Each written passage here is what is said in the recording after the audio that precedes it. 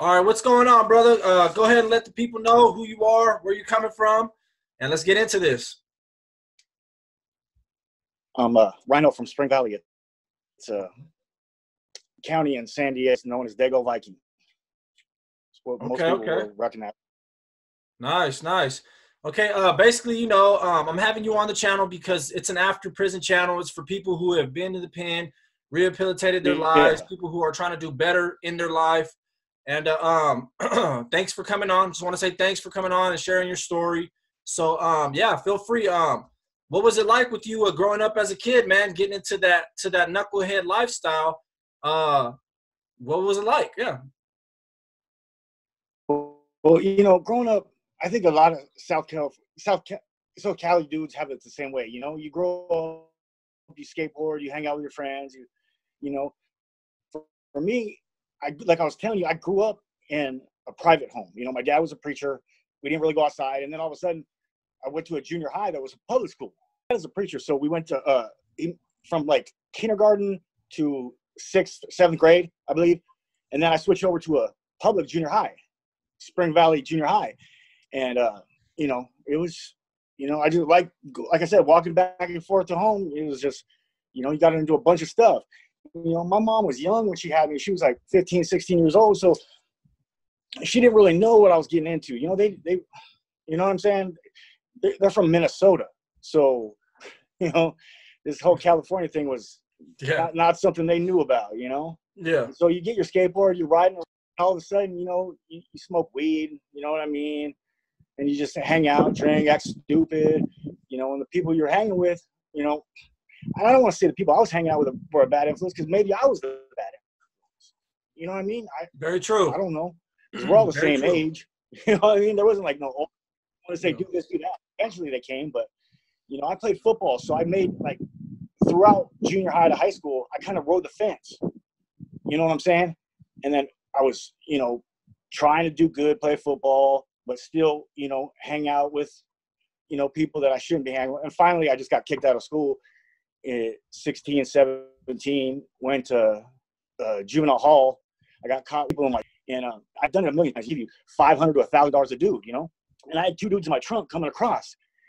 And, man, they start banging and they're going at it in the trunk, And I get pulled over to secondary. I end up popping the trunk, and turns out the two dudes, one of them farted, you know what I mean? And the other dude just started taking off on him in the trunk. While I'm going through the checkpoint. Yeah, that's too funny right there. He farted, and the other dude was like, "I'm gonna kick your ass now." And they were making such a ruckus, dude. Like, everybody around me was staring. I'm like, "Oh fuck, I'm going to jail." Yeah, and I was 16, 17 years old. And it was, it was a slap on the wrist. Yeah. Okay, and as far as like from going to juvenile hall, did you go? Were you like frequently in and out of county jail or prison, or was it just like kind of a one-shot thing when you grew up? Well, as a juvenile, I did a couple. I went to juvenile hall a couple times. Then I went to camp, and then I turned 18, and then I did a year in county jail for an assault charge. Then after that, I got my assault charge that got me prison time. And what was that like? Was that like a full circle for you? Was that kind of like, were you on a path at that time of just really not caring, or were you kind of just so wrapped up in the system and bad habits that you kind of just ended up in prison on default? Well, it was like, I got up into selling drugs. So with that lifestyle, it just comes with the territory, someone don't pay, or someone don't do this, or you're going to let them rip you off. You know what I mean? It's like, it all started with the drugs, and selling drugs. That's what, all the charges, I have adult charges. I have 2 assault charges and 2 gun charges. And until I was able to say, you know what, I'm going to have to make money the right way. It took a while to figure it out, because it's so easy, man.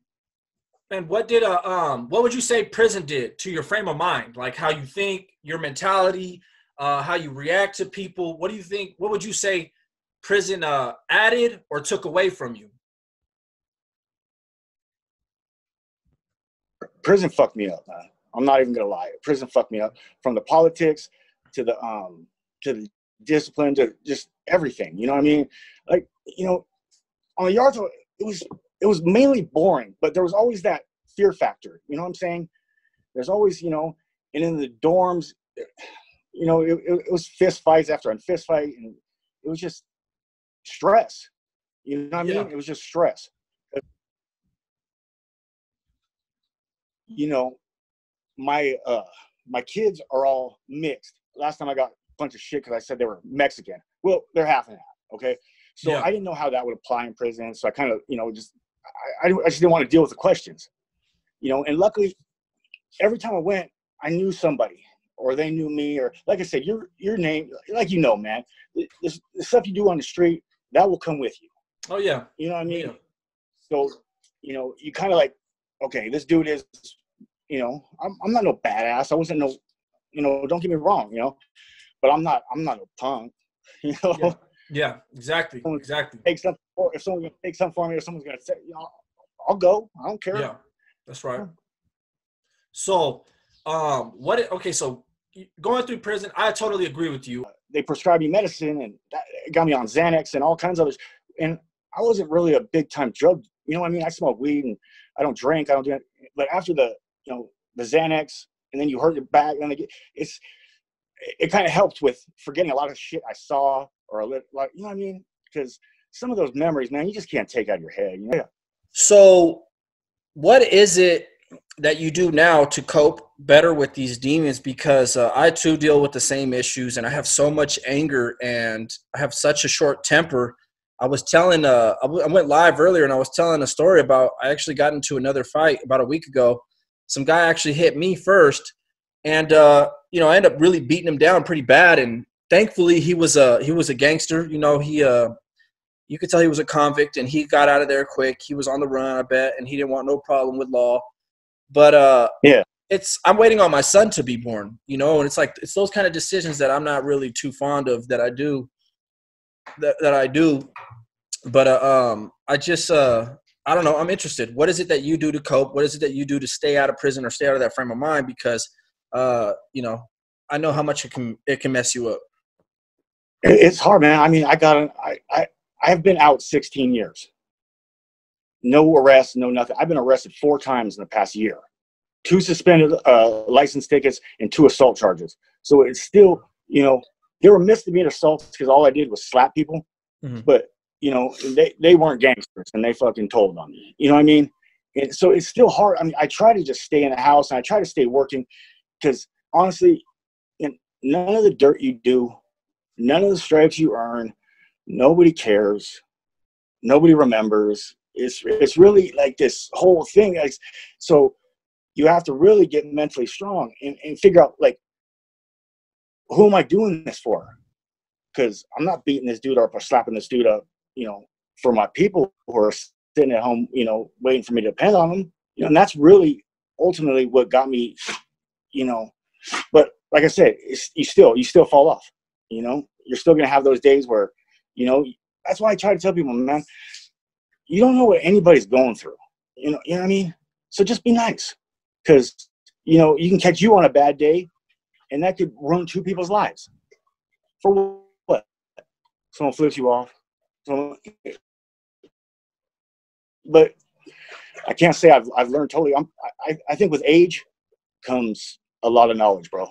I agree. Because I know once my 40s hit, they really started to realize, man, that, you know, getting in and out of trouble, you know, doing drugs and doing all this thing. You know, I still have my kid. I have 3 older kids, and I have 2 little girls that, you know, well, I have 1 daughter that's out of the house, but everybody else depends on me to take care of them. And what's going to happen if you know, I do something stupid?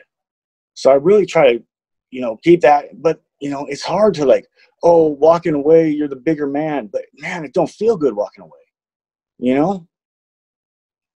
I understand completely, bro. And what it is,